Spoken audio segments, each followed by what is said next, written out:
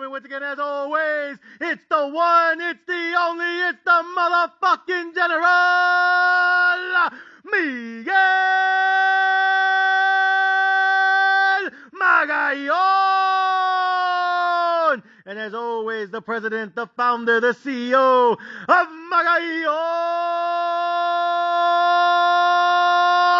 Entertainment and leader of the Sports Betting Mexican Podcast. Ladies and gentlemen, what up, what up, what up, what up?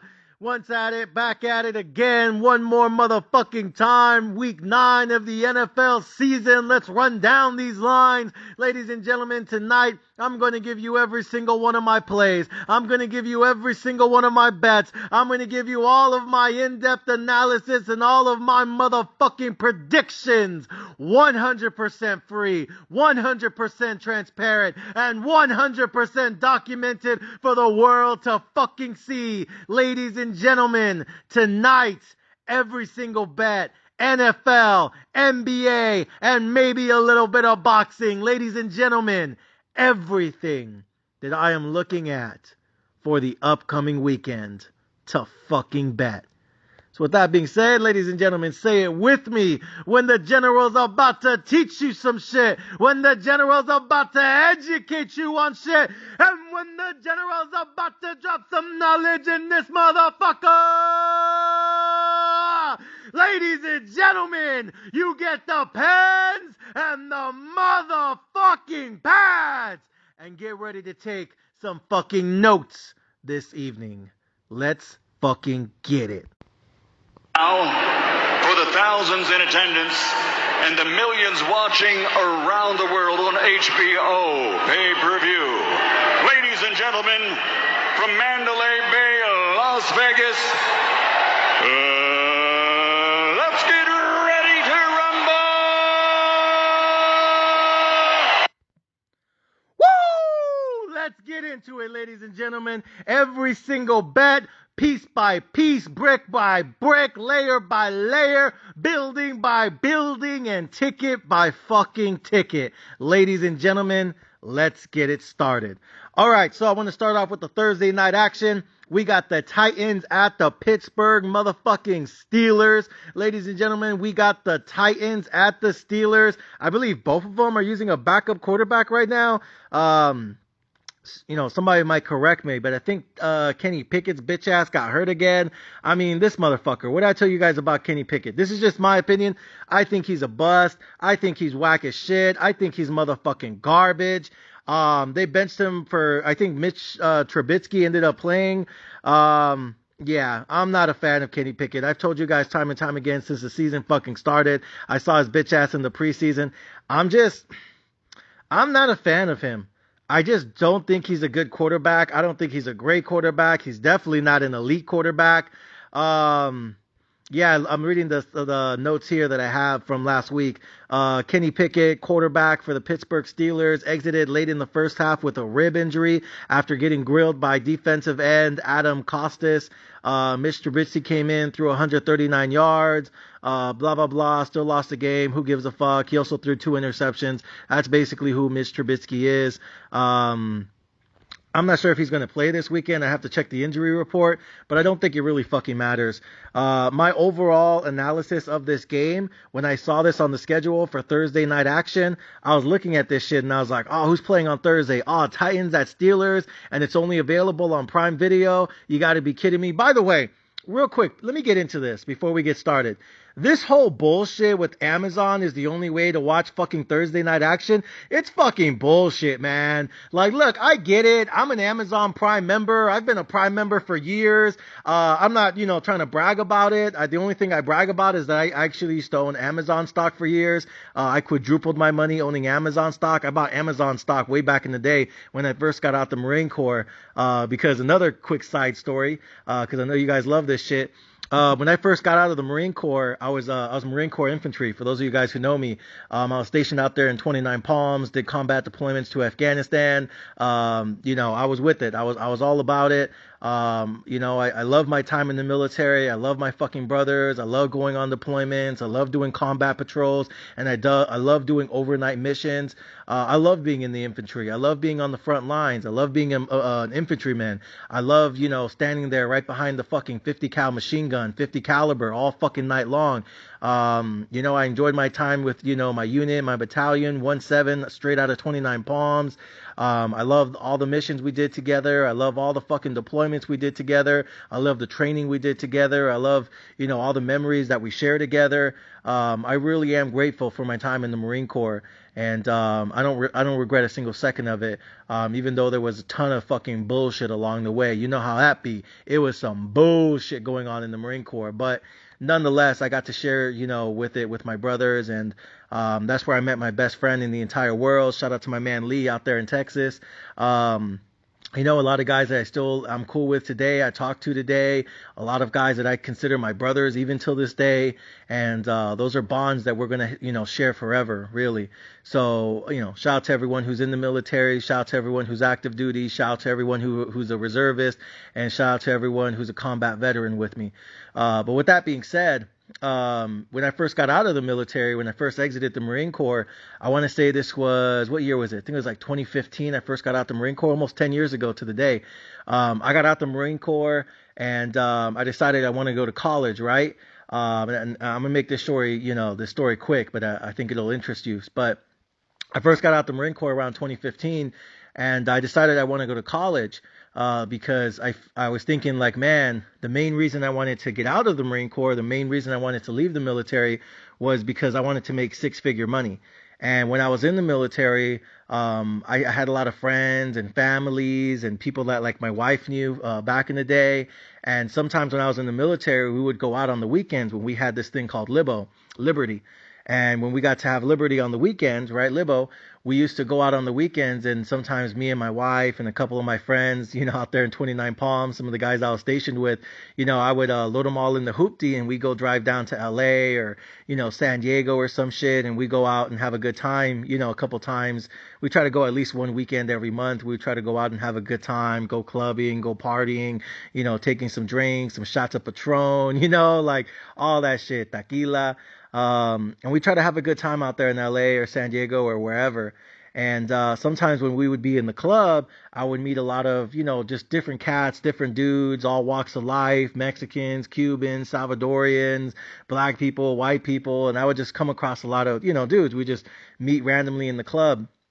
And I would talk to a lot of, like, my wife's friends and their husbands, their boyfriends, their baby daddies, their baby mamas, whoever. We'd just be, just talking. And I met a lot of dudes back in the day, back in like 2012, 2011, 2013, 2014, whatever. And I met a lot of dudes that were like, getting into like engineering or, computer software, robotics, computer design, all that STEM major shit. And I would talk to some of those dudes and I'd be like, oh man, how much money are you guys making? And a lot of those dudes were saying like, oh man, we're making like six figures. I'm making about 150,000. And this was back in 2012. 150,000 back then was like 300,000 today. You know what I mean? Like, that's when shit was real cheap. So when I was talking to all these dudes making all this money and a boatload of money, I was like, oh shit, man, these motherfuckers are getting paid. You know what I mean? These motherfuckers are stacking bread, homie. And I remember thinking to that shit back when I was in the Marine Corps, because when you're in the military, you don't really get paid shit, right? Again, for those of you guys who know me, the only reason I joined the military was because prior to that, I was living in a homeless shelter because I went through it during the great financial crisis. And I was in real estate at the time, or trying to get into real estate, and studying for my license and doing my exams. And I was shadowing a lot of real estate investors and real estate developers, learning, like, understanding how real estate works. It was just a bad time for me because I was during the great financial crisis of 2008, 2009, whatever. So it didn't work out for me, and I ended up losing everything, and I ended up having a falling out with my family. And I just went through a lot of bullshit in life back then, and I ended up finding myself in a homeless shelter. That's where my recruiter actually found me, my Marine Corps recruiter, Staff Sergeant Folks. And he showed up, and he was just like, hey, man, you're young. You're only, I forgot how old I was at the time, but he's like, man, you're a young man. Like, what are you doing here in this homeless shelter? I'm like, well, I ain't got no money to go to college, and, I don't, can't really depend on family right now. now, so I'm just trying to make it on my own. And he says, oh man, you should think about joining the military. You know, we'll give you 3 square meals a day. We'll give you free food, some clothes on your back. We'll give you some discipline and some direction in life. And I was like, huh? Like some Scooby-Doo face. I was like, huh? You mean 3 square meals a day and it's free? He's like, yeah, you just got to go to Afghanistan. I'm like, fuck it. You know, I might as well get shot out there because I'm probably going to get shot out here anyways. You know what I mean? Because back then I was living out there in the fucking slums in the fucking middle of nowhere in the fucking ghetto. So I'm like, fuck it. You know, I'll go serve my country basically for free. But, hopefully something good comes out of it. So anyways, joined the military, stationed out there 29 Palms. I signed up for the infantry. I fucking demanded it. Said I'm not going to be no paper bitch for, all my life. I'm going to go to the front lines. Give me a fucking gat. Give me a strap. And I'm all about that action. So they signed me up for the infantry, became a 0331 machine gunner, went to the front lines, went to Afghanistan, served with my battalion, served with my unit. And, did a gang of fucking combat missions, overnight patrol, foot patrol, mobile patrols, jumping out of fucking helicopters, all that shit. So, good time. Again, a lot of bullshit going on in the military, but I got to go through it with my band of brothers. So anyways, though, during those weekends when we would get time off, we were back stateside, I would talk to a lot of these dudes, minorities like me, Mexicans, Puerto Ricans, Cubans, Jamaicans, whatever, Brazilians. And they were saying they were going to school for like engineering, robotics, computers, stuff like that STEM shit. And when they was telling me they was making about 150,000, I was like, damn, man, that's a lot of money in this economy. Holy fuck, you guys are making high 6 figures? And I was like, man, you guys are just like me, minorities, your parents didn't go to college, you guys don't come from like a successful background, your family was immigrants, your family was poor as shit, your family was fucking eating rice and beans like me, like they didn't grow up with a silver spoon in their mouth, but they still decided to figure out a way out, and they went to college, got a degree in something that matters, not that gender studies bullshit. But they actually, got degrees in fucking, software security or programming, all that engineering, all that shit. And so they were making like a gang of money. So when I was in the military, I decided probably at the end of my contract, I was like, man, I got to get out of here because I got a wife and kids now. I got a son who looks up to me. I want to keep having kids in the future because I want to have a big family. And they're going to depend on me. They're going to rely on me. They're going to need me. You know what I mean? And I got to be able to be there for them, not just like emotionally, but also financially. I got to be able to provide for my family. So I decided to get out, and that's when I decided to go to college. And it was in college when I was there. I was living in these apartment complexes with my wife, my kids. And I remember every single day I would wake up because I had to go to community college, right? Had to get my my general ed, all that fucking gen ed bullshit. My math, my English, my basic science, chemistry, biology, history, sociology, philosophy, economics, right? All the 101 courses you need to transfer to a good 4-year college. So when I was in community college, I was taking a gang of classes every single day, and I always made sure that I had like an 8 a.m. class because I wanted to keep that same like military mindset, that same military energy of waking up at 4, 5, 6 in the morning and not going to sleep until fucking midnight. And I wanted to take as many classes as possible because I wanted to make going to college like a full-time job because that's the only way I was going to be able to provide a good life for my family, not some basic shit. So when I was going to college frequently at 8 a.m., I would always wake up and I'd go to class and I'd always see an Amazon delivery dude there, like some FedEx or some bullshit. And I remember just watching everyone in the apartment complexes was always getting a package, always getting a delivery package. And I asked my neighbor one time that lived like right next to me in the unit next over mine. And I was like, man, you get a lot of Amazon deliveries, huh? He's like, oh yeah, man, I got to, because I got to wake up to go to work at like 4 or 5 in the morning just to get there by like 6 or 7. And I don't really get home by the time I drive home and make it from the valley. Like, dude, it's like 6, 7 o'clock at night. So I'm gone for like 12 hours a day. Like I got to wake up at like 5, 6 or whatever, get there 7, 8, 9. I clock off at 5, but by the time I get home, it's already like 6 or 7. So I'm gone like most of the day. So I don't have time to come home and then have the energy to go to fucking Walmart or Costco or wherever just to buy the shit that I need, in the next 2 to 3 days. So he's like, it's easier for me just to get an Amazon package or an Amazon delivery, and they'll drop it off in the front of the leasing office. And then when I come home from work, all I got to do is just walk over there, sign off on that shit, and I can take my packages inside my apartment. because I don't have the time or the energy to come home and have to go to Walmart every day. Like, bro, I'm just trying to go home, get something good to eat, and go to sleep because I gotta wake up butt fuck early in the morning tomorrow too. I'm like, damn, bro, I feel it. Like, I understand what they were coming from. So I kept looking every single day, and like every day there was just more and more Amazon deliveries, more and more Amazon packages, more and more fucking Amazon here, Amazon there. And I was like, fuck, man, this company must be making a bunch of fucking money. So one day I went on and I just started looking at the stock market, and I was looking at Amazon stock, and I was like, holy fuck, man, Amazon stock just keeps going higher and higher and higher. And at the time, Amazon stock was like cheap as fuck. And I remember saying to myself, man, Amazon's probably just going to keep growing. Amazon's going to keep getting bigger because, my neighbor, this one black dude who was really cool with me, he was my neighbor. And he was telling me like, man, like, I just don't have the energy and I ain't got the time for this. Like when I come home, I'm trying to get something good to eat and I'm trying to go to bed. I'm trying to go to sleep. You know what I mean? Maybe if I'm lucky, my wife will give me some pussy. But other than that, I'm trying to fucking go to sleep ASAP. You know what I mean? If you ain't giving up the cheeks, then shit, leave me alone because I got to catch some Z's. And so, I always thought that shit was funny. He's like, yo, if she ain't giving me no pussy that night, I'm going straight to sleep. Fuck no bullshit.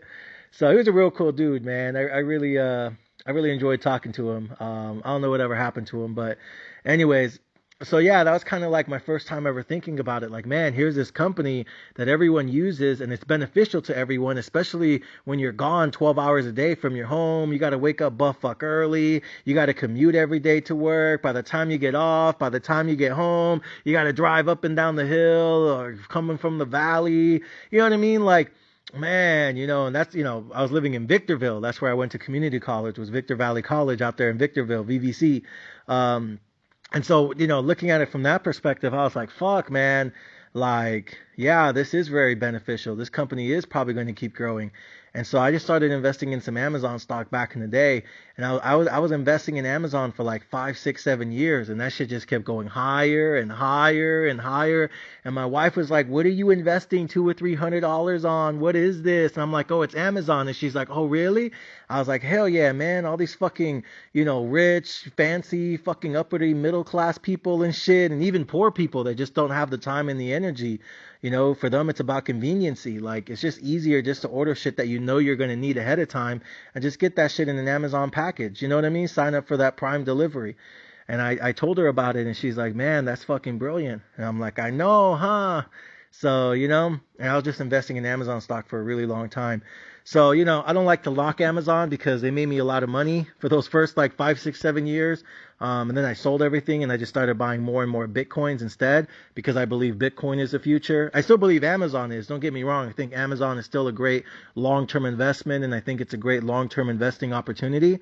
I just fell in love with Bitcoin more and more over the years and I said, fuck it. And then there was also Tesla stock. I started getting into Tesla stock around that same time too. And I was like, fuck, I think Tesla stock is also going to continue to grow. I also think they're the future and I don't think anything's going to stop Elon Musk. I think in the future, Tesla's going to be a really big company. And I said that shit like 6, 7 years ago and look at them today, So I don't know. Maybe that's why my wife stayed with me. She keeps saying, oh, wow, you're so brilliant. I'm like, I know, huh? So anyways, so that's kind of like a long story, but I hope you guys enjoyed it. So that's why I don't want to knock Amazon, but at the same time, because, I still use Amazon Prime Delivery, fuck that shit. I'm about to go to Walmart every fucking 2-3 hours. I got shit to do. You know what I mean? Like, ain't nobody got time for that bullshit. But at the same time, like, I'm looking at Prime Video, and I'm just got to be honest with you. You know me, got to keep it 100, right? Got to tell the truth up on this here, on this podcast here. Prime Video fucking sucks to me. Like, I ain't gonna lie, bro. I ain't gonna lie, America. The general cannot tell a lie.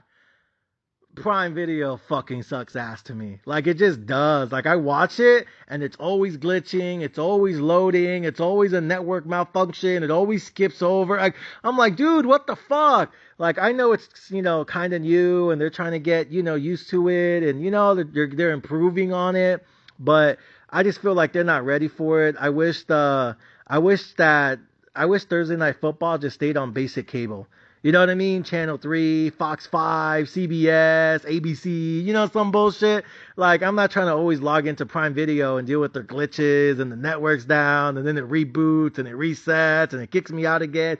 I'm like, shit, no mama's way. Come on, let's do this already. I'm trying to watch the fucking touchdown. So, anyways. So yeah, I'm not a fan of Amazon Prime and all that bullshit. But nonetheless, that's where the game's on. So let's get back into this. Titans at the Steelers. When I saw this game on the schedule, I'm gonna be honest. I said nobody gives a fuck about this. Nobody give a fuck about no fucking Titans at Pittsburgh Steelers. I know the Steelers fans do, but I don't even know if there are any Titans fans. I've only seen like one or two of them in real life. You know, they're kind of like in and out between. So. Yeah, I'm not a fan of this game. Kenny Pickett, he's trash to me. He's garbage. I told you guys already since the season started. Before the season started, my first NFL video on this podcast, I said if I was the Pittsburgh Steelers, I would play him out for the whole rookie year because you kind of have to. I mean, Trubisky's your backup, and you know him. He's fucking garbage.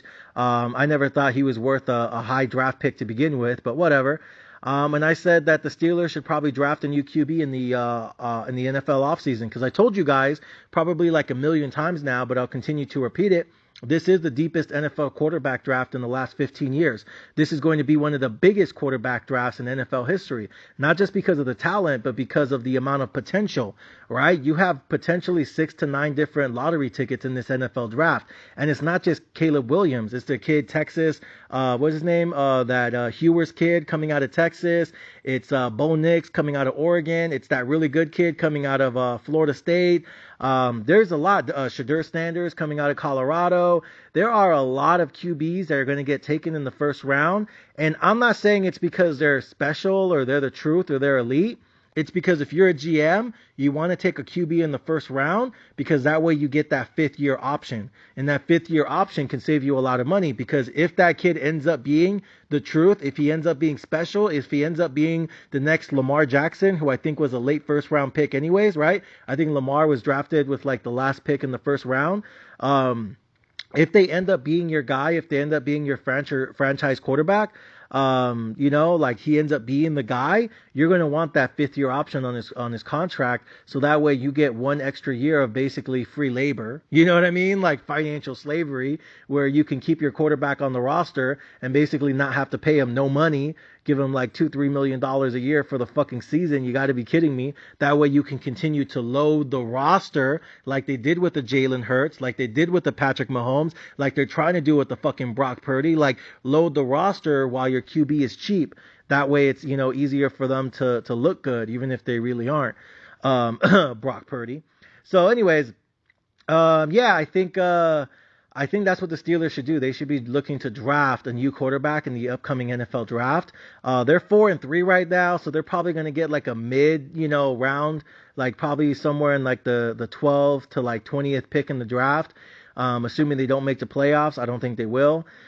But yeah, I think the Steelers should be looking to draft and someone new and replace Kenny Pickett because I don't think he's a good quarterback. I just don't think he's smart with the football.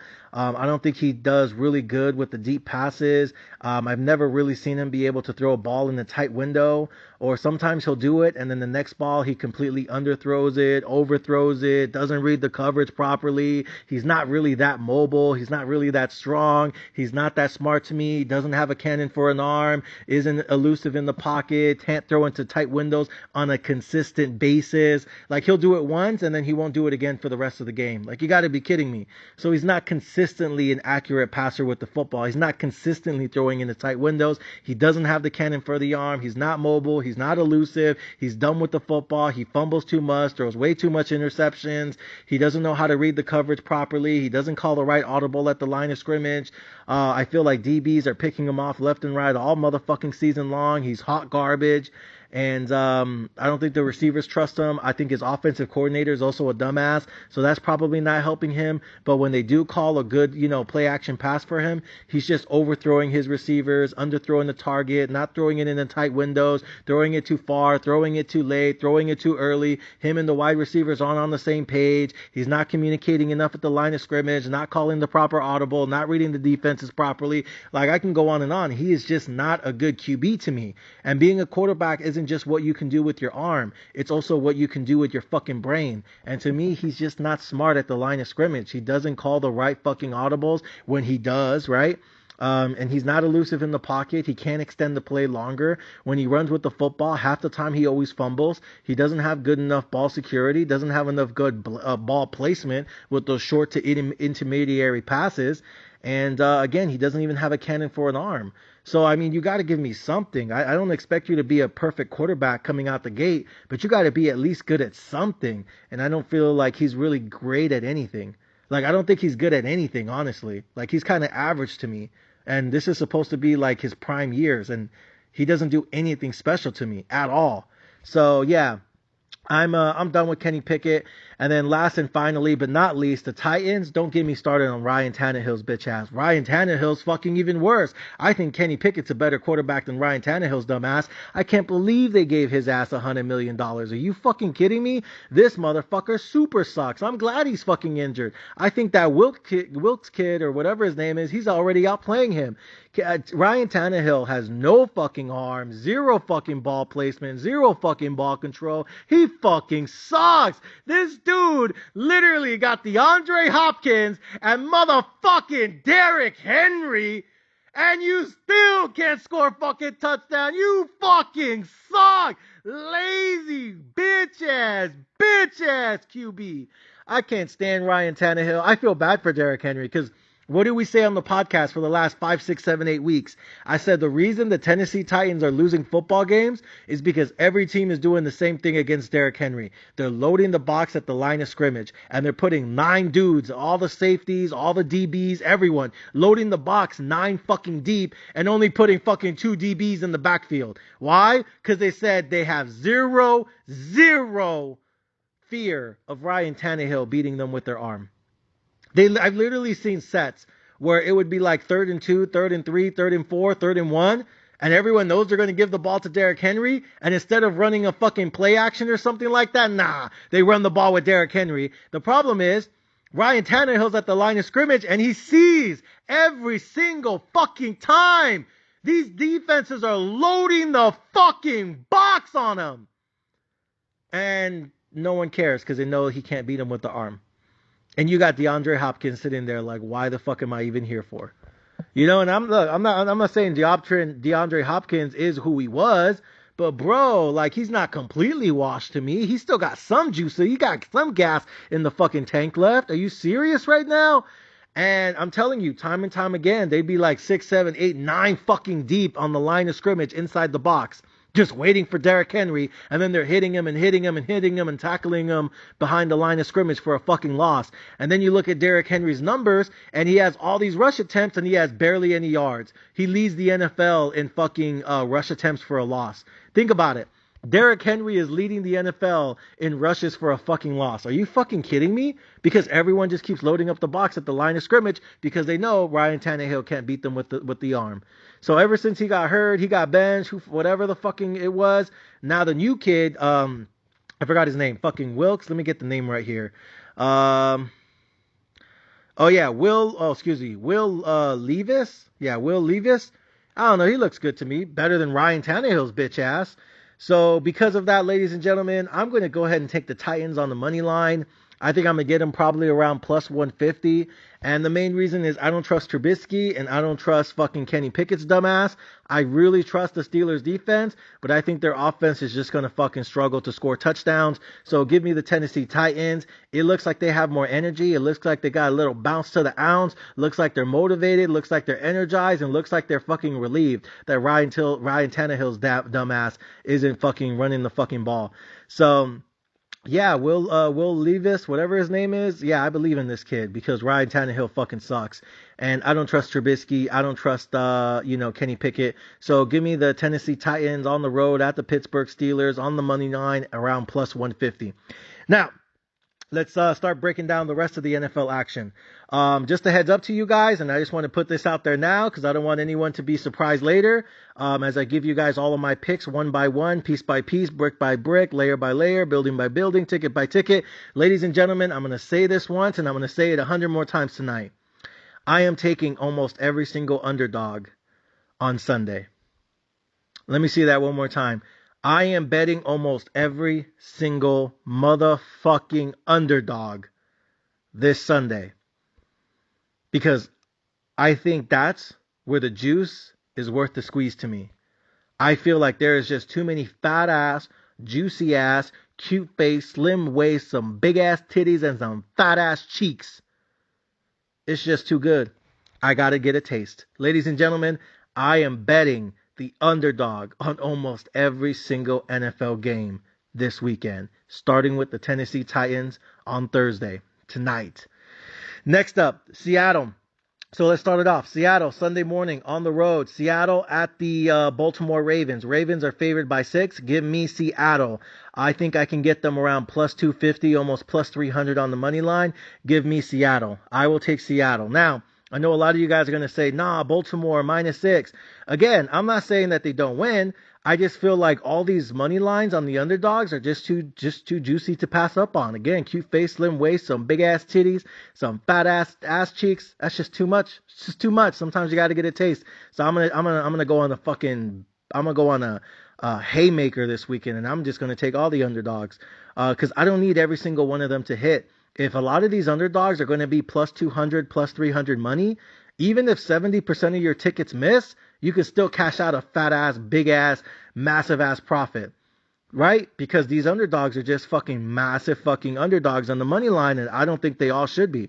I think there will be some upsets, and when that happens, you're going to be able to cash out a lot of money. So yeah, Ravens, they beat the Cardinals last week. Who gives a fuck? You know what I mean? Like, it was the Cardinals. That was kind of expected. I took the Cardinals on the money line, because again, I thought that money line was too juicy to me.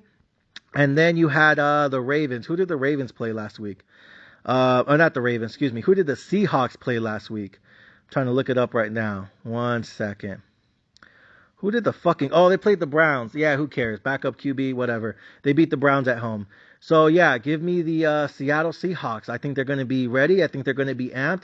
This reminds me of when Seattle had to go to Detroit earlier this year, and everyone's saying, oh, Detroit's going to win because look at Seattle. They lost to the fucking Rams at home. How the fuck can you lose to the Rams? Oh, my gosh. Geno Smith, he's falling out. You know what I mean? Geno Smith, he fucking sucks. Geno Smith, he's fucking ass. Geno Smith, he's fucking hot garbage. You know what I mean? Like, everyone's talking shit about Geno Smith just because he lost at home opening week to the fucking Rams. And then he went out to Detroit like a week or 2 weeks later, and he fucking romped that ass. He stomped them boys in Detroit.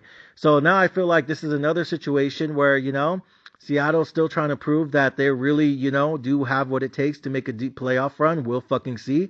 But Seattle on the road at the Ravens, you know, I feel like the Ravens, sometimes they show up and they play really good. Like, I remember, what was it, 2 weeks ago that the Ravens looked like ass and everyone was talking shit. Oh, this roster sucks. He needs a new wide receiver. When was that? I think that's when they lost to the Steelers back in the early October. They lost to the Steelers and everyone was saying how it was Lamar Jackson's fault. Then he blows out the fucking Browns the next week 28-3. But then he loses to the fucking Colts the next week 22-19. Then he beats the fucking Bengals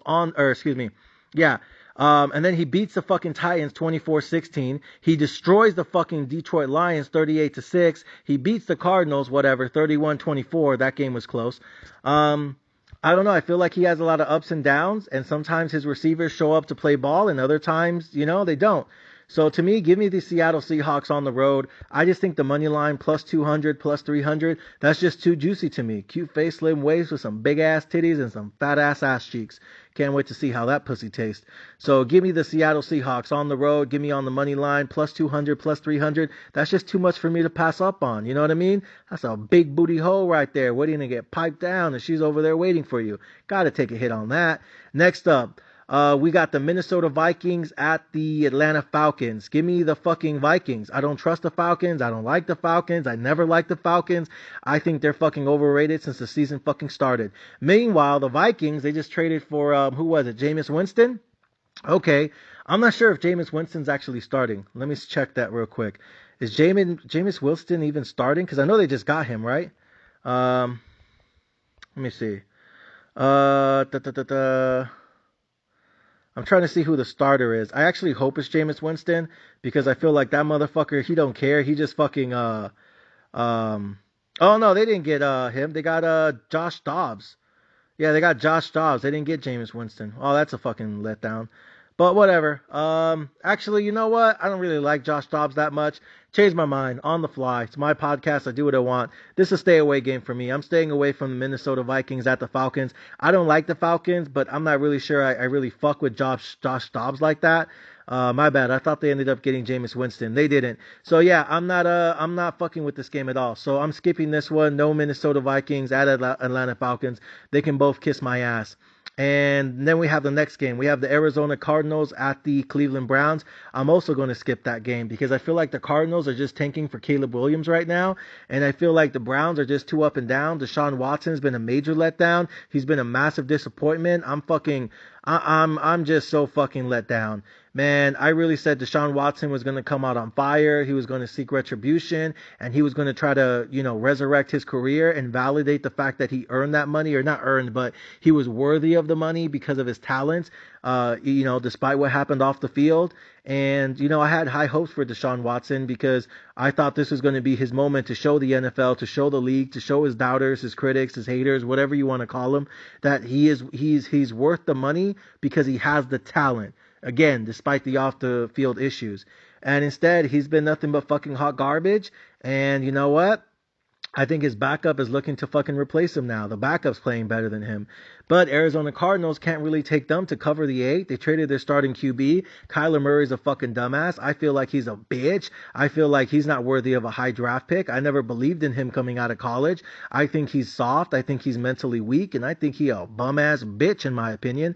So, yeah, I feel like they're just trying to replace him with Caleb Williams. Fuck the Cardinals. Fuck the Browns. Although I really like the Browns' defense. Who fucking knows? This offense is fucking trash. So, yeah, that's another stay away game for me, and that's the second game that I'm skipping right now. So, skipping the Vikings at the Falcons, and I'm skipping the Cardinals at the Browns. Next up, Rams at the Packers. Let me tell you right now, Jordan Love, I stand by everything I said about him before the season started. And I'll say it one more fucking time as a reminder. I think Jordan Love, throughout his, probably next 2 years of his career, is going to have a great statistical career. He's going to put up good numbers, maybe not big numbers, but good numbers. At time, his statistics are going to look great. As time, his numbers are going to look phenomenal. That doesn't mean he's the truth. That doesn't mean he's the future. That doesn't mean he's elite. And that doesn't mean he's fucking special by any fucking measure. But the reason his numbers, his statistics are going to look good is because when healthy, he has the second best offensive line in football. And the only reason now that his numbers are trash and garbage and he's getting exposed for not being a good QB is because 3 of his offensive linemen are on IR and he lost the second best left tackle in all of football, which was that big dude, the Samoan looking motherfucker that Aaron Rodgers wanted to trade for, Bikati or whatever. Yeah, his season is done. And then 2 more starting offensive linemen are on IR. So he basically has 3 backups in the starting offensive line, and they're not able to give him that second best pass protection in football. So now that he has a mediocre to average pass protection on the offensive line, now he's getting exposed for who he really is and, who we all thought he is. So, yeah. At the same time, the Rams have been up and down, but you know what? Give me the Rams. I think Aaron Donald's going to have a big day. I think he's going to feast on this backup offensive line. And the Packers' defense is good, but it's not great. So give me the LA Rams. Packers are favored by 3. I can get the Rams around plus 150. So, yeah, give me that shit all day. Again, I'm taking a lot of underdogs this weekend. Write this shit down. Next up, we have the Commanders at the Patriots. Okay, this is interesting. Commanders at Patriots. Again, Mac Jones, another situation. I think they need to draft a new quarterback in the offseason. I think Bo Nix would be the perfect fit for this Bill Belichick roster, for this Bill Belichick offense and this Bill Belichick culture. I think Bo Nix out of Oregon is going to be a really good quarterback in this league one day. Patriots will probably have a top 5 pick in the NFL draft. And I hope they get someone like a Bo Nix. I do not think they should go after someone like a Shedeur Sanders, right? I think there's only X amount of QBs that would be a perfect fit, not just for this roster, but for this culture they have in New England right now. I think Bo Nix or Quinn Ewers out of Texas, I think one of those two would probably make a great fit for a Bill Belichick-led team. I don't think Caleb Williams would be a good fit in New England, and I don't think Shedeur Sanders would be a good fit in New England. I think they have to go for a Bo Nix or a Quinn Ewers. That's just my opinion. I hope they get Bo Nix. I think he would be the perfect fit. But with that being said, I have them losing to the Commanders. Again, I think this is a 50-50 game to me, but I can get the Commanders at plus money at plus 150. They finally fired Ron Rivera, or I think they're going to fire Ron Rivera. So either way, I think Bieniemy is going to try to coach his ass off. He knows how to beat the Patriots because when he was with the Chiefs and helping Mahomes beat the Patriots, I think Bieniemy is going to put up a really good game offensively. And who knows, if Ron Rivera does end up getting fired, which again, that's what the report seemed to be, then I think Bieniemy is going to end up being the guy who gets a shot at being a temporary head coach in this league. But you could also see the Commanders try to play their ass off for Coach Ron Rivera, and I think a lot of those dudes love him. I know they just traded Chase Young, by the way, out there to the 49ers, but I think the rest of this team wants an opportunity to step up. I think they're going to fight hard for their coach.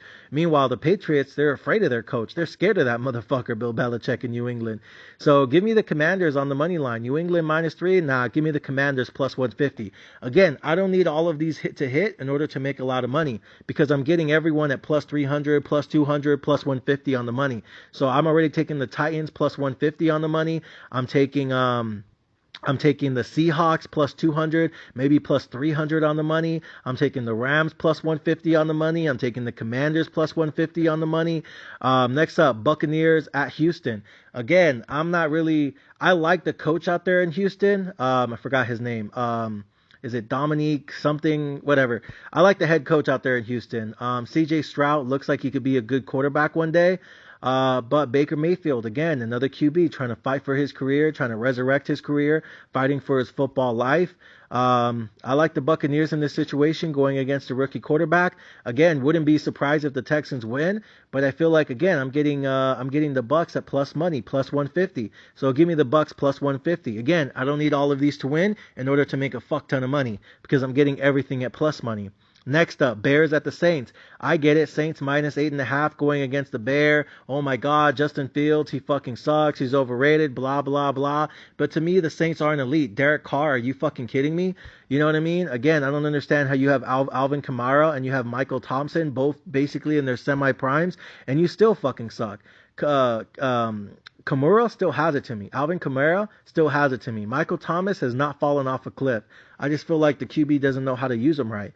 You know, like Derek Carr is just not a good QB to me. So I get it. The Saints favored -8.5, but it wouldn't surprise me if the fucking Saints lose this game because of Derek Carr's dumbass bitch ass. So give me the Bears plus the money. I think I can get him at plus 400 right now. Give me the Bears plus 400. Next up on the list, we have the Colts going at the Panthers. Panthers have only won one game.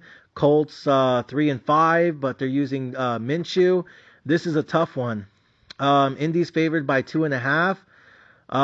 Man, Minshew looks like he's galvanizing the troops and he's getting everyone on fire and everyone loves him. For some reason, people are willing to run through a wall for him. Minshew is really galvanizing the troops right now, and I feel like Bryce Young and them, they're kind of just like sad right now. You know what I mean? Like, it feels like, no one's really happy. It feels like they know this is a washed year. I don't know. I mean, look, they just won their last game. It was the first win of the season. They beat the Texans 15-13. And this could be another situation where, maybe they don't just get one win this season. Maybe they pick up two. It's tough, but Minshew, man, it's a tough one. Colts favored my -2.5.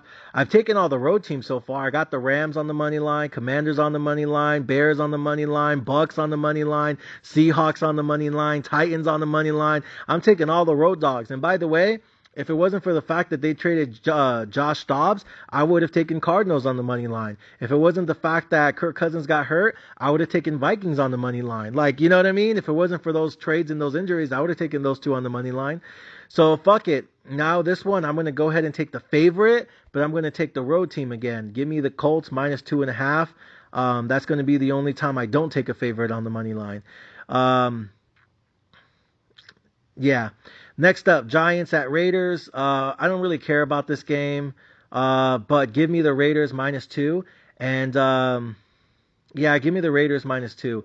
And you want to know why I'm taking the Raiders -2? because I actually think O'Connell is a better quarterback than Jimmy Garoppolo. I actually liked O'Connell. I thought he did great in the preseason. I think Raider fans really love him. Raider fans really believe in him. I think O'Connell is an underrated quarterback. I think he's actually really good. And now, you fire the OC, you fire the fucking GM, you fire the head coach. I was never a fan of Josh McDaniels, but to be fair, I thought Josh McDaniels and Jimmy Garoppolo were going to be able to do damage together because they actually understand the fucking playbook. Jimmy Garoppolo understands the playbook from his time in New England. You know what I mean? And you got to remember that when they were in New England together with Tom Brady and Bill Belichick, when Belichick was trying to trade Tom Brady away, I think to like the San Francisco 49ers or who the fuck knows where, Josh McDaniels was telling Bill Belichick that Jimmy Garoppolo is ready. He's ready to be the heir of Tom Brady. He's ready to take over for Tom Brady. And he was the one convincing Belichick that they should believe in Jimmy Garoppolo over Tom Brady. So Jimmy Garoppolo has always been McDaniels' guy. They have a great chemistry together. They understand the playbook together.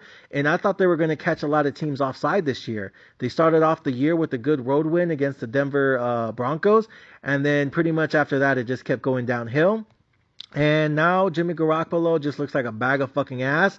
And he looks like the same guy that the 49ers wanted to fucking trade for hot garbage. So, yeah, very disappointing in that. I was definitely wrong on him.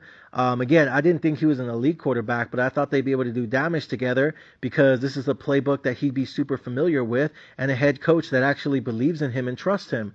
Go figure, it didn't work out. But the good thing is, a lot of people in the Raiders organization, a lot of people in Raider Nation keep texting me and telling me that O'Connell could be that guy, that O'Connell could be special, that O'Connell is actually a really good QB. So I'm going to go ahead and take all the people in Raider Nation on their word, because on the other side, you got Danny Dimes, Daniel bitch-ass Jones, and nobody believes him. No one likes his dumb ass. Everyone fucking hates him in New York right now, and they feel like he wasn't worth the money, and they should have just paid Saquon Barkley instead. So you have one organization where nobody really believes or trusts in the QB anymore, and you have another one where everyone's celebrating because they got the trash out the door, and now they got O'Connell, which everyone always believed was going to be the future anyways.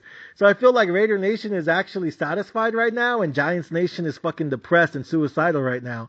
So, I'm going to go ahead and take the Raiders -2 at home against the fucking bitch-ass Giants. And who was my last pick? The Colts. Yeah, I'm taking the Colts on the road -2.5, but then I'm taking the Raiders at home -2. By the way, going back to the Colts real quick, I think Jonathan Taylor is going to have a beast game. I feel like they're giving him the ball more, and Minshew is able to call audibles at the line of scrimmage more. And I feel like Jonathan Taylor is finally waking up and showing the world that he can be a top 5 running back still, and he never lost it. And the Colts are dumbasses, and they need to trade him away because he still has a lot of value in this league. Meanwhile, with the Raiders, I think Josh Jacobs is going to be able to run the ball more often, and I think Josh Jacobs is going to finish the year really strong. So I think Jonathan Taylor and Josh Jacobs, running backs for the Colts and the Raiders, are going to continue to have really good years in the second half. I think they're going to finish off the second half of the year strong. So yeah, give me the Raiders -2. Next up, Cowboys at the Philadelphia motherfucking Eagles. What did I tell you guys when I started this clip? I'm taking the road team, and I'm taking the underdogs all motherfucking week long. I think the Eagles are a better team. I think the Eagles have a better quarterback. I think the Eagles have a better roster. I think the Eagles have a better coach. And I think the Eagles just have a better fucking, they have more heart right now. But I'm taking the Dallas Cowboys to win this game. Give me the Cowboys +150 on the money line. Again, I think the Eagles are a better team. I think they have a better roster. I think they have a better quarterback. I think they have a better coaching staff. And I think they have more heart right now. But I think the Cowboys are going to win this game because they need this win more right now. Wouldn't it surprise me if the Eagles win? I'm just taking the Cowboys on the money line +150. Now, let me say this before I move on. I could give you a long-ass list of why I think the Cowboys are going to win, but I think most of you guys have already decided that the Eagles are probably going to blow them out. I wouldn't be surprised if the Eagles blow them out. Again, I'm not expecting all of these tickets to win. Look at all the tickets. Look at all my plays so far. Titans money line. Seahawks money line. If it wasn't for Kirk Cousins' injury, I would have taken Vikings money line. If it wasn't for trading Josh Dobbs, I would have taken Cardinals money line. I'm taking the Rams money line, Commanders money line, Bears money line, Bucks money line, Colts on the spread, Raiders on the spread, and now Cowboys on the money line. I'm basically choosing almost all of the road teams, and I'm choosing everyone on the upset on the money line. I'm probably going to lose half my tickets this weekend, maybe more.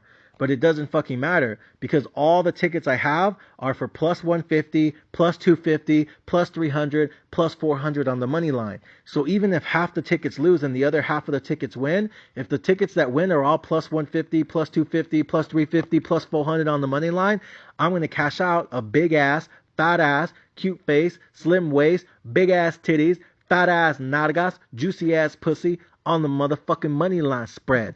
You see what I'm saying? So again, I don't want you guys to think, oh, the general, he's going to go like 5-5 or 6-6 or 6-9 this weekend. Fuck that fool. Fuck that pinche marico. I'm telling you guys ahead of time. I think half these tickets are probably going to lose. But the thing is, the other half of tickets that win, and I don't know which ones they'll be, but the other half of tickets that win, if they're all plus 150, plus 250, plus 350, plus 400 on the money line, you're going to cash out a fat ass, juicy ass, wet ass, pussy profit. And that's what I want right now. So I got to stick with the strategy. And the strategy is give me the Cowboys on the motherfucking money line. I think they need this game. I think they probably lose. Wouldn't surprise me if they get blown out in Philly.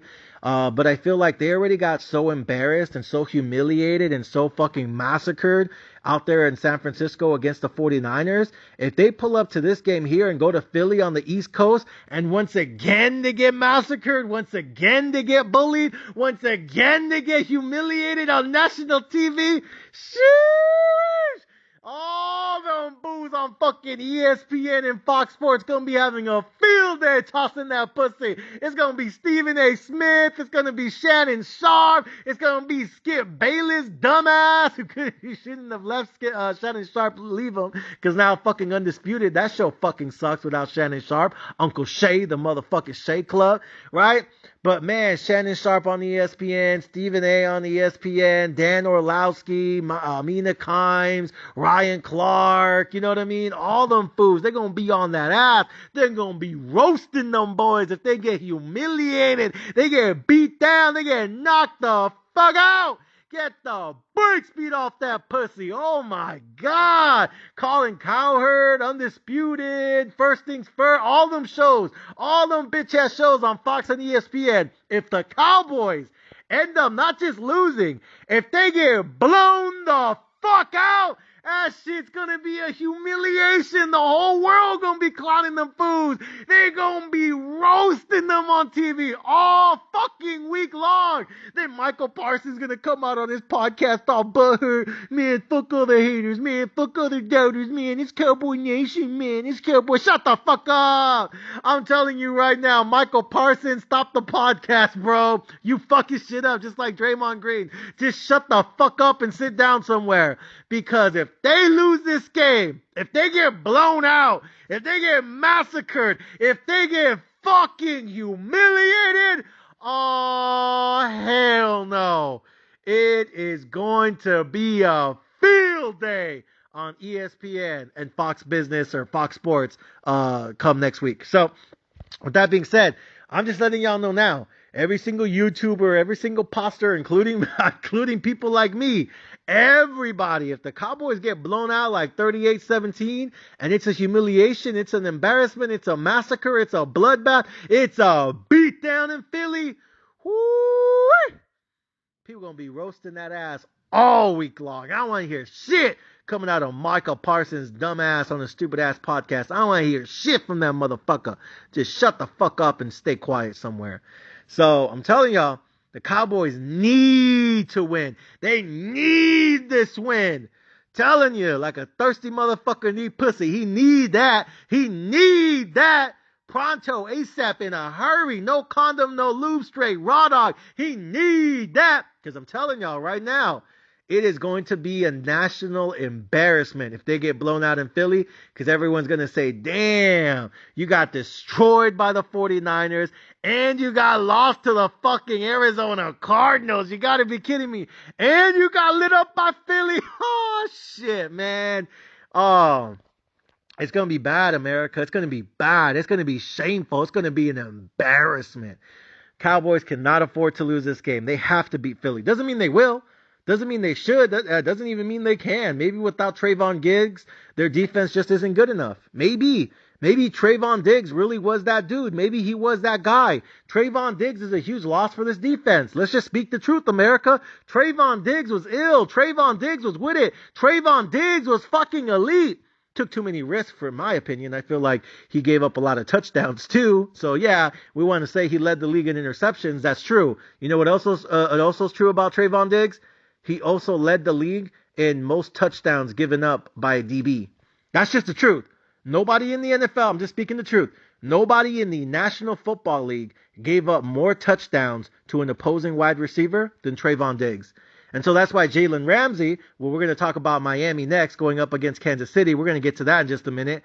But Jalen Ramsey, somebody asked him if they still think he's an elite DB, and, you know, if not, who's the best DB in football? And they asked him about Trayvon Diggs, and I think Jalen Ramsey was on Ryan Clark's podcast. I forgot what the name of the podcast is. I think it was either that or he was talking to Cam Newton on his stupid ass show. But he was on some of these NFL players' fucking podcast. Maybe it was the Raw Room. I forgot which one it was. But they were asking Jalen Ramsey about being the best DB and who is the best DB in football right now. And Trayvon Diggs' name came up. And he said it's really hard to measure Trayvon Diggs. And they're like, what do you mean, Jalen? Like, why can't you get the young kid some love? He leads the league in INTs. And he's like, yeah, but he also leads the league in TDs given up by a DB. Nobody in the NFL gives up more TDs than Trayvon Diggs. Nobody. Last year, Trayvon Diggs gave up more touchdowns to an opposing wide receiver when he was man-on-man coverage, one-on-one. I'm not talking about blanket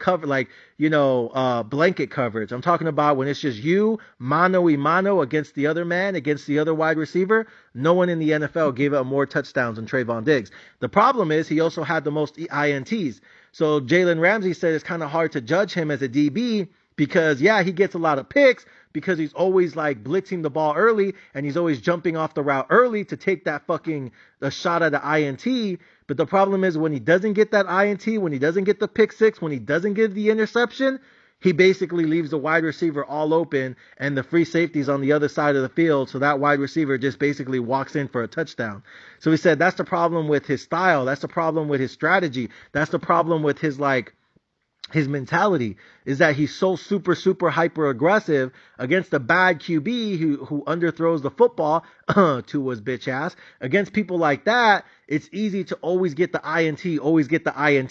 But then when you face a good quarterback, like a Patrick Mahomes, like a Jalen Hurts or a Joe Burrow when he's healthy, or a Josh Allen when he decides not to play like an idiot, when he plays against those better quarterbacks who have an elite wide receiver like a Diggs or a fucking Travis Kelce or a fucking whoever, right? When those QBs know how to fake him out and get him to fucking, make a play on the ball, and then they just juke him, and then they throw the ball over his head like a pinche baboso, that wide receiver just walks in for an easy-ass touchdown. So that's why Jalen Ramsey kind of had a little spit with him and said, I don't know if Trayvon Diggs is really an elite DB, because, yeah, you guys will sit here and say he leads the league in INTs, but I would say as a DB, you also lead the league in TDs, given up to an opposing wide receiver. So it's like, if you're going to lead the NFLs in the amount of touchdowns given up, you better lead the league in pick sixes, because that's the only way you're going to balance it. And so I understood where Jalen Ramsey was coming from. I'm not saying that doesn't mean Trayvon Diggs is in the league. I'm just saying that there is a case to be made that, some people want to say he's one of the best DBs, one of the best corners out there. You could also make a case he's actually also one of the worst, because, it's kind of 50-50 how you look at it. But anyways, neither here nor there. The point is, Dallas really needs to win this football game. They need this shit badly. They did this shit like quick, fast, and in a hurry. Again, I don't think they will. I wouldn't be surprised if Philly blows them out 38-17. Wouldn't surprise me at all. But I feel like the Cowboys have to win this game, not just for pride, because I don't think they have any. I just think they need it for momentum. Because I'm telling you guys right now, if they get blown out by Philly, if the Eagles fucking put them down, beat them down, and whoop them down like a fucking beat-ass dog, I'm telling you guys, national media is going to have a field day with them, and I don't think they can afford that. They got to beat the fucking they already lost to the 49ers. They got to beat the Philadelphia Eagles. Otherwise, it's going to be a fucking heyday. So with that being said, I'll take the Cowboys on the money line around plus 150 on the money line. Again, I do not need all of these tickets to win. I think half these tickets will probably lose. But if the other half do win and I'm getting everything at plus 150, plus 250, plus 350, plus 400 on the money, then to me, that's perfect. Cute face, slim waist, big ass titties, fat ass cheeks, and a wet ass pussy. What more can you want? What more can you want in this environment? So again, just another quick rundown for you guys. Titans money line plus 150. Seahawks money line plus 300, plus 400. I would have taken the Vikings if Kirk Cousins didn't get injured, and I would have taken the Cardinals if Josh Jacobs didn't get traded. But I'm taking the Rams plus 150, Commanders plus 150, the Bears plus 400, the Bucks plus 150, the Colts minus 2.5, the Raiders minus 2.5, and I'm getting the Cowboys plus 150. Next up, let me get into that game that I referenced earlier. Miami Dolphins, Sunday morning out there in Germany, Frankfurt, Germany. I've actually been there when I was in the Marine Corps, like I told you guys earlier to start off the clip. When I was, in my time in the military, I actually got to go out there and go visit Frankfurt, Germany. No thanks, not for me. Too many white people, blonde hair, blue eyes. That's just too much for me, not me. I'd rather be somewhere in Miami or somewhere in the Dominican Republic or somewhere out there in the beaches and the playas of Puerto Rico, in the playas of Mexico, somewhere in Cancun, somewhere in Venezuela, somewhere in the Bahamas, somewhere in Costa Rica with them bomb bitches, Brazilian bitches, Colombian bitches, them big booty bitches running around playing volleyball all day with them big ass titties. I'd rather be out there than Frankfurt, Germany. Get the fuck out of here. Hail Hitler, my ass. So, anyways, look, I'm just not a fan of Europe. I've been to Europe. I've been there like 2 or 3 times. I'm just not a fan of Europe.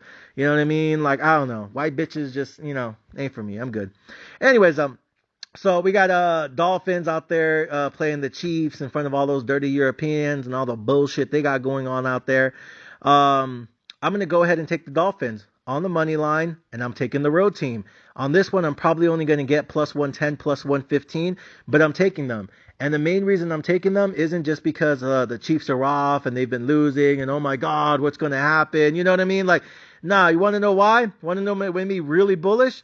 Is I woke up this morning and I saw a quote on ESPN.com, and they were asking Tyreek Hill about this matchup out there in Frankfurt, Germany, against the fucking Kansas City Chiefs and his old team. And he said, quote, let me read the quote for you guys. I want to read it. What did it say? Dolphins Hill says, quote, Chiefs defense is, quote, going to get this work on Sunday, end quote. Tyreek Hill, who knows better than anyone not to provoke a defense, not that Chiefs defense is like built like that, but he knows better than anyone not to fucking, say shit that's bulletin board material, right? Even though I don't think it's a big deal. He came out publicly and said, Kansas City Chiefs defense is gonna get this work on Sunday. I was like, woo! Jeez, this motherfucker coming with that heat. Oh, I can't wait. I can't wait, ladies and gentlemen. I don't usually like to wake up early on Sunday mornings unless my son has a fucking baseball game and he has to go to. But other than that, I don't like to wake up early on Sunday mornings. But ladies and fucking gentlemen, Tyreek Hill came out and said these bitches on the Kansas City Chiefs D, they're gonna get this work on Sunday. Ooh, I was excited about that. Give me all the motherfucking player props on Sunday. Give me Tyreek Hill on the over on yards, over on catches, over on receptions, over on the yak, over on everything. Ladies and gentlemen, if you're going to do player props this weekend, if you're going to do fantasy bullshit ass, fake ass sports, if you're going to do any of that bullshit, ladies and gentlemen, Tyreek motherfucking Hill, give me the over on all of his motherfucking player props. Ladies and gentlemen, I'm taking the Miami fucking Dolphins. I'm taking the fucking Dolphins on that heat. And I don't believe in Tua. You know me. I think he a bitch-ass quarterback. I think he underthrows his receivers way too much. I don't think he's a franchise guy. I don't think you can win a Super Bowl with him. I think he's way too fucking injury-prone. I would have fucking drafted his replacement a long-ass time ago. He's probably going to win too many games. Maybe you can still get someone late in the first round. I wouldn't mind to see if they get a Shadur Sanders out there out of Colorado. That'd be interesting. But I'm not a fan of Tua, and I would not. If I was the owner of the team, if I was managing the team, if I was the GM of the team, would I give Tua a $300, $400, $500 million contract? Hell no. Fuck no. Tua, to me, is not worth $50 million a year. He does not deserve Patrick Mahomes money. He does not deserve Jalen Hurts money. He does not deserve Joe Burrow money. He does not even deserve Josh Allen money. Fuck no. Hell no. To me, this is all about Tyreek Hill. I think Tyreek Hill is the real MVP. I think he's the true MVP, and I think everyone knows it. Tua is not that dude. Without Tyreek Hill, he ain't shit. He a fucking scrub. He a backup. He fucking garbage, America. I do not believe in Tua. I think he a bitch-ass cute quarterback, gets injury-prone way too fucking much, underthrows his receivers on a daily basis like he did out there against the Eagles last week. He is just not built like that. He's not made like that. Too small, not enough heart, not enough fucking arm. If it wasn't for Tyreek Hill, they'd be a fucking a lottery drafting team. Not a fan. But because they do got Tyreek Hill, he coming out with those comments, I expect Tyreek Hill to come with that action. I expect Tyreek Hill to fucking blow some smoke on Sunday. I expect him to burn them DBs all fucking day long in Frankfurt, Germany. So with that being said, give me the fucking Dolphins plus 110, plus 115 on the road, taking on the Kansas City Chiefs in Frankfurt, Germany. With that being said, ladies and gentlemen, that takes us to Sunday night. Sunday night action, ladies and gentlemen. On Sunday night, we have the Buffalo Bills going at the Cincinnati Bengals. Now, I want to go ahead and just let you guys know that I'm going to fuck up right now. I'm going to do a massive fuck up because I told you guys, I literally fucking told you guys when the season started that I'm going to bet the Buffalo Bills to lose every single game this season. And the reason I wanted to bet the Buffalo Bills to lose every game this season, and I've talked about this on every podcast talking about football, was because I said, I think the Buffalo Bills are going to lose 4 to 6 games this year. My opinion. So far, they already lost 3. No big deal. Nailed it. But I said the Buffalo Bills are going to lose 4 to 6 games this year. I think they're going to go something like 11-6, maybe 12-5 at best, 10-7 at worst. But I think they're going to lose 5 or 6 games this year. And the reason you want to bet them to lose every single game this year is because in almost every game they play, they're always a 7-point, 9-point, 10-point, 15-point favorite. So if they're always a 7-point, 9-point, 10-point, 15-point favorite, if they end up losing 5 or 6 games this year, you're going to be able to get the other team at plus 300, plus 400, plus 500 on the money. So because they're always such a massive favorite, even if they win more than half their games, you're going to be able to double and triple your bankroll by betting them to lose every single game, even though most of your tickets will lose. Because once again, like this weekend, the few tickets that do win, if they're all at plus 150, plus 200, plus 300, plus 400, plus 500 on the money, you don't need to win every single game in order for you to make a bunch of money. Even if you only win 30, 40% of your tickets and they're all at plus money, plus 200, plus 300, plus 400, you're going to cash out a fat ass profit on Sunday. So Buffalo Bills are basically a textbook strategy. I bet them to lose against the Jets, and guess what? They lost against the Jets. I bet them to lose against the Raiders. They beat the Raiders. I bet them to lose against Washington. They beat Washington. I bet them to lose against Miami. They beat Miami. But guess what? I almost bet against them to beat the Jags. I fucked up. I admit this. I ended up taking the Bills instead of following my strategies. And guess what? They were 7-point favorites against the Jags out there in Europe. And they lost against the Jags at a 7-point favorite. I could have got the Jags at plus 250 money. But I fucked up. That was my mistake. Next up, you had the Giants. Right? They were huge 15-point favorites against the Giants. They almost lost against the Giants, but they won. Last week, I bet against them. I took the fucking Patriots to beat them at New England against the Buffalo Bills. Guess what? Cash, cheddar, cash me outside, motherfucker. They were huge fucking favorites going into fucking New England. And guess what? They fucking lost. Then last week on Thursday, they played the Bucks. I took the Bucks. Guess what? They won. But overall, you look at their 3 losses. The Jets, you look at the Jags, they were favored by -7, and they played against the New England Patriots, and I think they were like 7-point favorites on the road. I can't remember. Let me look it up. They were 8-point favorites on the road. I remember, because I ended up getting the Patriots at plus 400 on the money. So again, plus 300. So again, you don't have to cash out every single ticket to make a bunch of fucking money if you're always getting the other team plus money on the money line. So this is just another example of a situation where, okay, the Cincinnati Bengals are actually favored by 2, so you're not going to be able to get plus money. But on a rare occasion, once again, and that's why I said I'm going to own up to this. I'm fucking up on this. But I'm actually taking the Bills not to lose. I'm taking the Bills to win. I'm taking them on the money, and I'm taking the road team once again. And the reason is Because as much as I want to fade the Buffalo Bills to lose every single fucking game, and by the way, I think they're still going to lose 3 more games. I have the Buffalo Bills losing 6 games this year. They've already lost 3. I think I have them beating the Bengals, but I think they're going to lose to either the Broncos next week or I think they're going to lose to the Jets. Both of those teams are coming up. I think they lose one of those games. Next up, I think they're going to lose on the road against Philly. I think they're probably going to lose on the road against Kansas City. I think they might lose that game at home against Dallas. That game at Chargers, they should win, but then they got to come back home and play the Patriots. They should win, and then they got to close out the year in Miami. Miami's going to be looking for payback.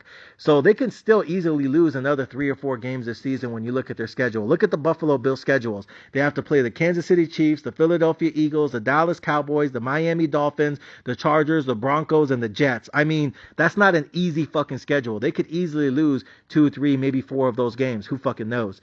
But on this game against the Cincinnati Bengals, another tough game, I'm going to take the Buffalo Bills to win. I'm going to take them on the road. I'm going to take them on the money. And that's the main reason I'm not following my original strategy is because I just don't trust the Bengals. I just don't. And they've been fucking me for like the last 3 weeks. I've been fading Joe Burrow and the Bengals because I told you I just believe he's too... I just didn't believe in that knee injury. But you know what? He's been proving me wrong. He beat the Cardinals, he beat the Seahawks, and he beat the San Francisco 49ers. Can he also beat the Buffalo Bills? Man, that'd be tough. To beat Seattle, 49ers, and Buffalo Bills in a 3-week time span, that's a huge accomplishment for any team, and I don't think he's going to get it done. Give me the Buffalo Bills on the road. Give me the Bills on the money line. Give me the road team on plus fucking money. All right, last game of the fucking week. Chargers at Jets. Jets are actually underdogs. They're plus 3.5 at home against the Chargers. Go ahead and give me the Jets. On this one, I'm also going to take the underdog. I'm also going to take the team on plus money, and it happens to be the home team. I don't trust the Chargers. I don't trust Stanley. I think Stanley's one of the worst coaches in football. I think he should get fired, and I think Sean Payton should be the one to run the Chargers from now on. I don't like the Chargers. I don't fuck with them. Herbert's a good kid, looks like a good QB to me, but his coach is a dumbass, and I fucking hate his face. The Jets, you know. It's tough, man. It looks like they're finally, quote unquote, catching fire. Jets are actually finally looking good to me. Zach Wilson doesn't look like a complete fucking waste. He beat the Giants. He beat the fucking Eagles. He beat the fucking Broncos. He came close in that Kansas City Chiefs game. Patriots game was close. The only time he really got blown out was against Dallas 30-10, and that was the first week after the Aaron Rodgers injury. After that Patriots game was close. It came down to the final wire. And that Chiefs game was close. Patrick Mahomes slid instead of going in the end zone and covering the 10-point spread. Bitch-ass mofo. But then other than that, they beat the Broncos. They beat the fucking Eagles. They beat the Giants. I think they beat the Chargers. Give me the fucking New York Jets at home at plus 200 on the money, ladies and gentlemen. So again, those are all the NFL bets for me this weekend. I'm taking basically almost every single motherfucking underdog. I think the only favorites I'm taking this week are 2. The Colts minus 2.5 and the Raiders minus 2.5. Other than that, give me Titans on the money, Seahawks on the money, Rams on the money, Commanders on the money, Bears on the money, Bucks on the money, Cowboys on the money, Bills on the money, and then Jets underdog at home on the motherfucking money. Ladies and gentlemen, one last time just for you guys to understand and hear me clearly. I'm not saying all of these tickets are going to win. I don't think all of these tickets win. I think most of these tickets probably lose, honestly. But I don't need them all to win. Because once again, even if half of them lose and half of them win, the half that win are all plus 150, plus 250, plus 350, plus 400 on the money. So even if only 30, 40, 50% of them win, I'm still going to cash out a fat-ass profit. Just the way I like. Cute face, slim waist, big titties, fat cheeks, and a wet-ass pussy. Just the way the daddy likes it.